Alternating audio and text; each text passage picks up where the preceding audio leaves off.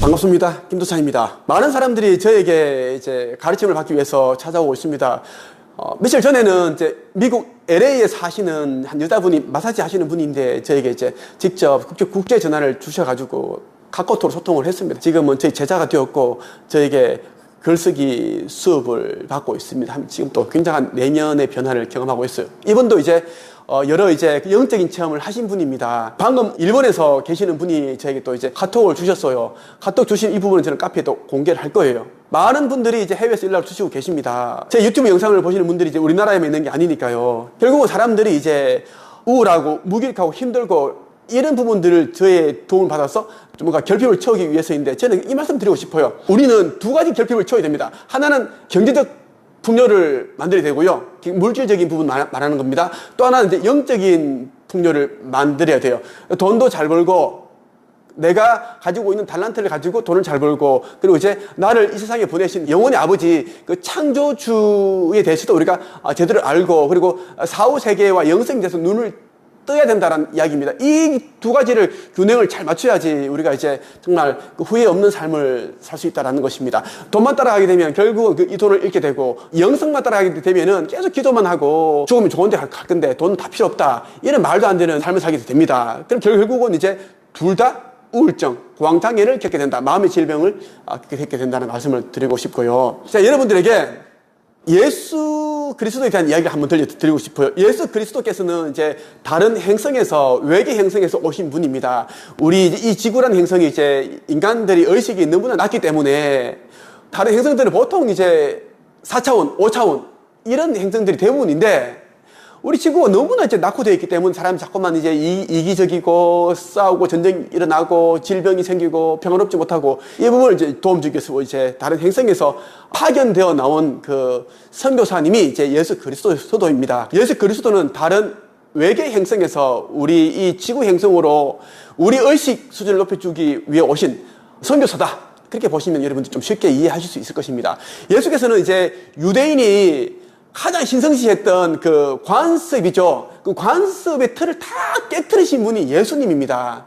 결국은 이제 관습을 깨트려야지 우리가 이제 의식에 눈을 뜨게 되고 영성에 눈을 뜨게 되고 머리 좋은 사람들이 만들어 놓은 그 대제사장들, 사제, 로마 교황 뭐 이런 거 휘둘리지 않고 새 뇌에서 벗어나서 창조주를 우리는 바라볼 수 있으니까요. 그럼 이제 자기 자신이 신성이라는 것을 알고 창조주와 나는 이제 떨어져 있는 존재가 아니고 원래 우리는 하나였고 가족이었다. 나의 영혼의 아버지는 나를 한 번도 버린 적이 없는데 자꾸 사람들은 아버지에게 버림받았다. 아버지 나 싫어하신다. 무섭다. 뭐 그렇게 생각한다라는 거예요. 그게 뭐냐면 종교 단체로부터 세뇌를 당했기 때문이다라는 것이고 예수께서는 이제 크게 성공하기 위해서는 진짜 제대로 된 삶을 살기 위해서는 가족을 떠나야 된다고 계속 이야기를 하셨어요.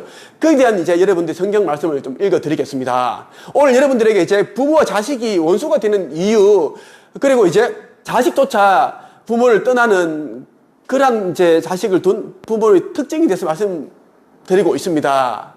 여러분들이 예수께서 하셨던 그 말씀들을 제대로 여러분들이 알아서 텍스트에 담겨있는 그 뜻만 제대로 헤아려도 여러분들이 자식과 사이 안 좋아질 수가 없습니다. 무조건 그 가정에서도 구원을 받고 이 가정이 구원을 받아야지 결국 우리가 이 삶이 자체가 세상 자체가 천국이 되는 거고 천국처럼 살다가 우리는 진짜 천국으로 가는 거거든요. 예수께서 하셨던 말씀을 여러분들에게 읽어 드릴게요. 성경 누가복음에 나오는 말씀이죠. 다른 사람에게 나를 따라오느라 하고 말씀하시자 그는 선생님 먼저 집에 가서 아버지 장례를 치르게 해주십시오 하고 청하였다. 예수께서는 죽은 자들의 장례는 죽은 자들에게 맡겨두고 너는 가서 하나님 나라의 소식을 전하여라 하셨다. 이 말씀이 뭐냐면 사람들이 또 이해를 잘 못하더라고요. 예수께서 이제 자기를 따라오라.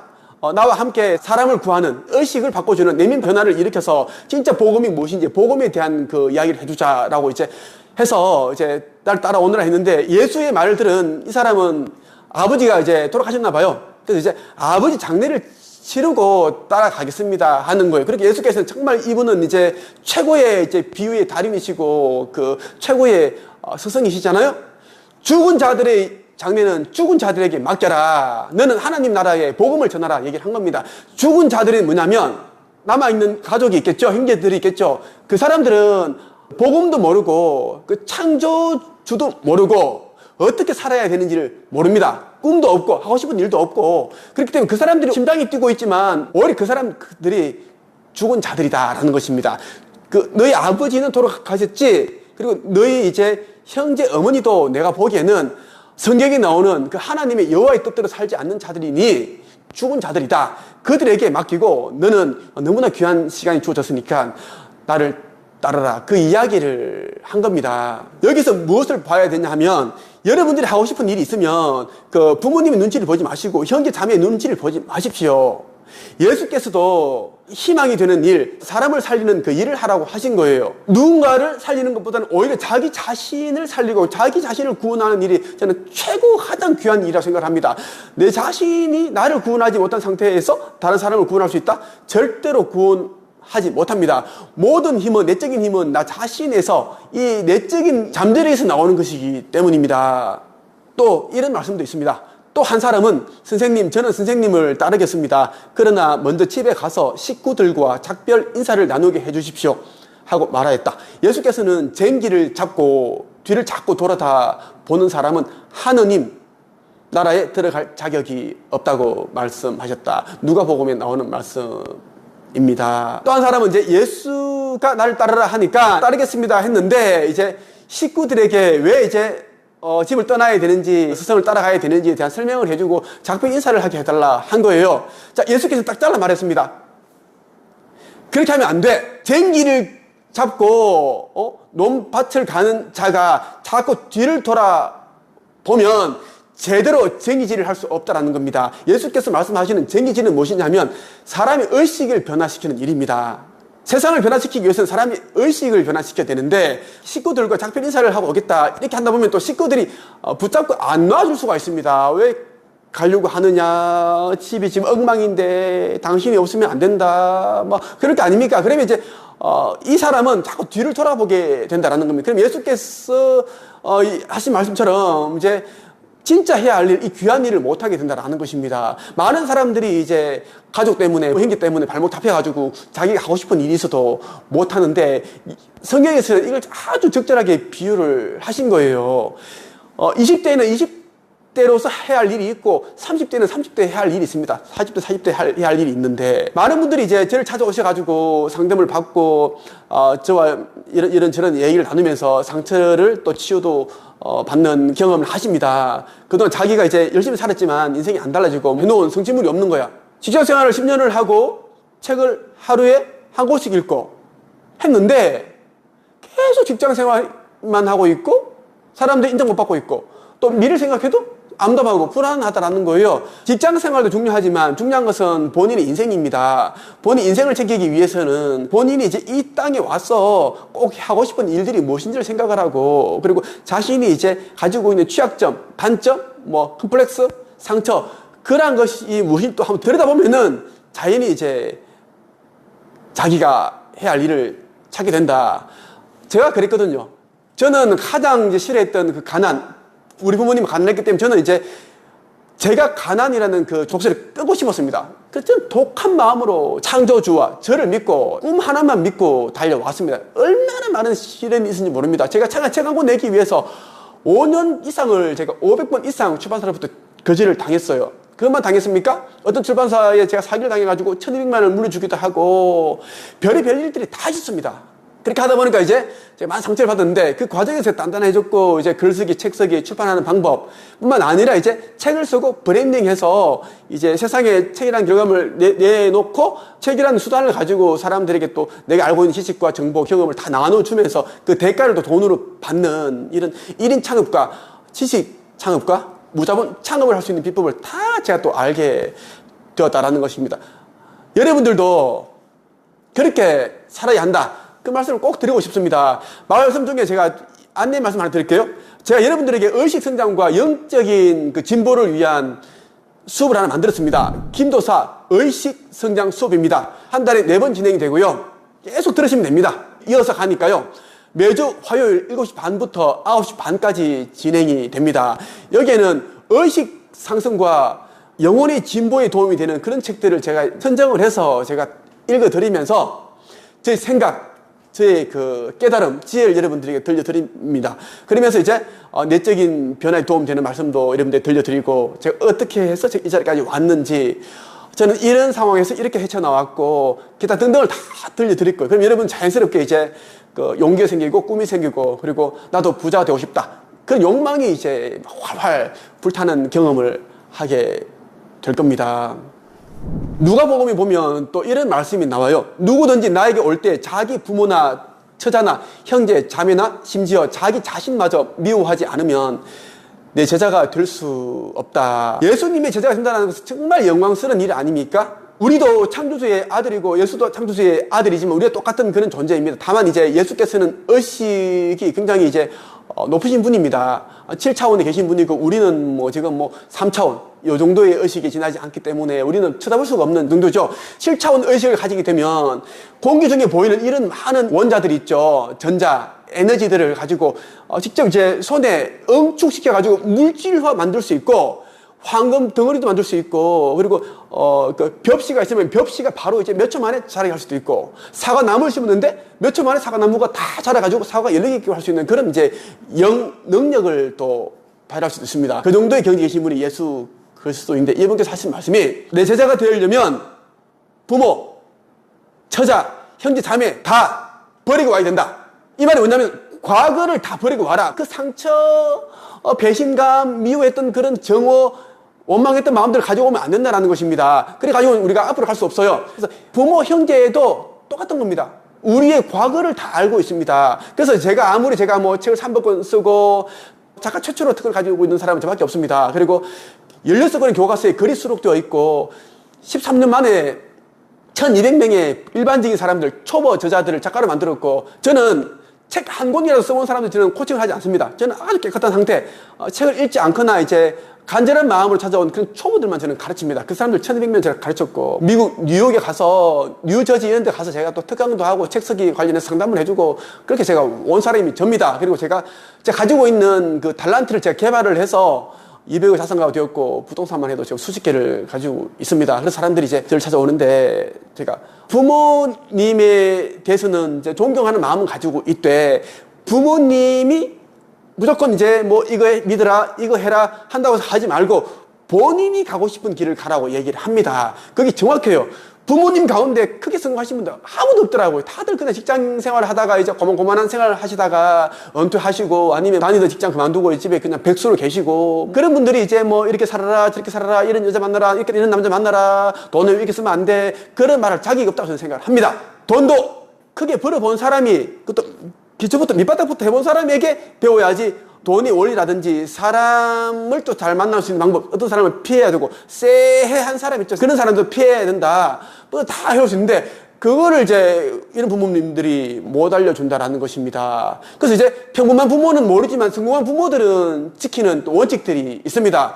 평범한 부모들은 공부 열심히 해야 된다, 성공한다, 착하게 살아라, 겸손하라, 무조건 교회 가라, 하나님 믿어야 된다, 불교 믿으면 안 된다, 뭐 어떤 직업을 가져라, 돈 아껴 써야 된다, 무조건 카드 쓰지 마라 그런 얘기를 하시잖아요. 근데 이제 크게 성공한 부모들은 그렇지 않다라는 것입니다. 종교라는 것도 엄마는 아빠는 뭐 성당 교회를 다니고 있지만 너는 네가 원하는 종교를 믿으면 되고 안 믿어도 된다. 네가 원하는 네가 행복할 수 있는 행복해지는 그러한 일을 했으면 좋겠다.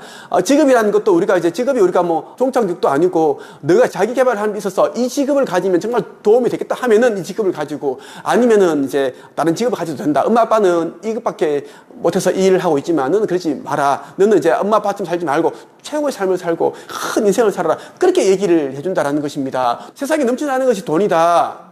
그 돈이 너에게 그쳐가게끔 하면 된다. 그럼 너는 이제 소비자가 되지 말고 생산되는 생산자가 되고 창조자가 되라. 그러면 많은 돈을 가지게 되고 너는 아주 큰 부자가 될 거다. 이렇게 가르친다라는 것입니다. 그래서 저는 이제 우리 어머니가 뭐 교회를 가라. 교회 안 가면 뭐 큰일 난다. 우리 하나님께서 후 불어버리면 한순간에 다 날아가는데 뭐 꼭 매주 교회 가야 된다. 교회 가서 예배 듣고 찬송가 부르고 해야 된다. 그렇게 말씀하시지만 저도 좀 불편합니다. 저는 안 갔습니다. 안 간 지가 저는 아주 10년이 넘었습니다. 교회 안 가고 나서는 마음의 어떤 내적인 평화가 할렐루야가 됐습니다.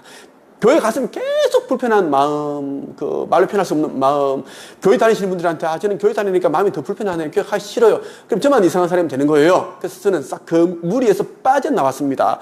저희 집안, 교회 기독교 집안이지만 우리 집 말고 우리 친척들 많아요. 제가 보니까 다 가난하게 살아갑니다. 어떤 사람은 결혼도 못했고, 꿈도 없고, 그냥 그렇게 살아가는데, 저는 힘들게 살았지만, 저는 이제 종교를 버려버리고, 우리 창조주, 나의 영혼의 아버지 딱 택해버리니까, 딱 순서가 정리가 되더라고요. 제가 오로지 바라봐야 할 존재, 그 대상은 창조주 그분이다. 중간, 상인 같은 그런 종교들을 쳐다보지 말자.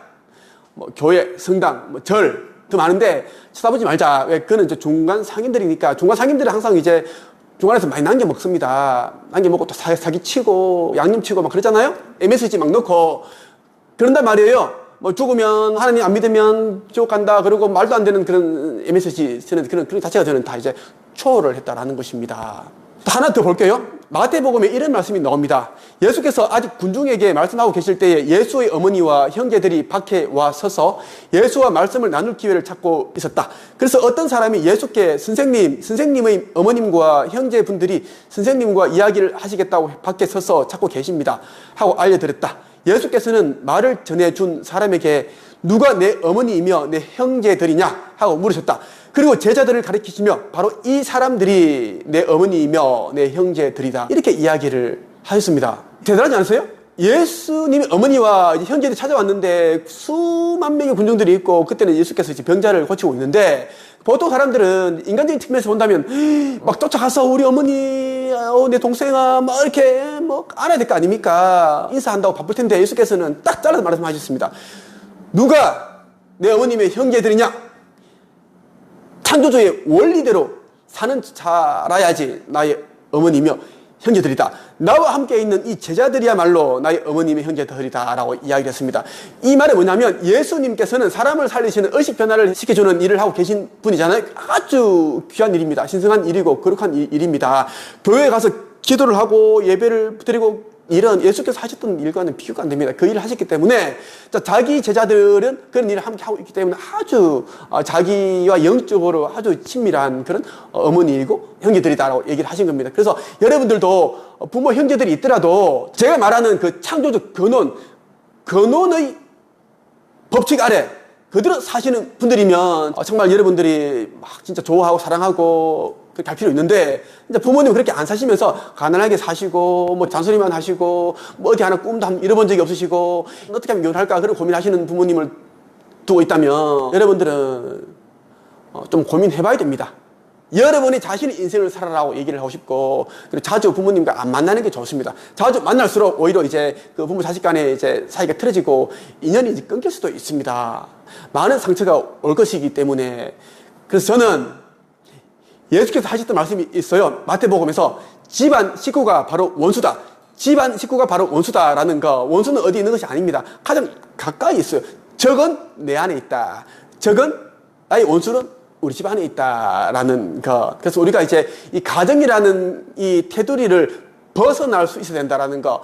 가정이라는 테두리, 부모라는 그 그늘에서 벗어나는 자들만이 용기가 있는 자들이고 자신의 꿈을 이룰 수 있는 그런 패기가 있고 진짜 창조주께서 주신 그 달란트를 정말 이제 개발할 수 있는 사람이다 라고 저는 말씀을 드리고 싶습니다. 오늘 여기까지 하겠습니다.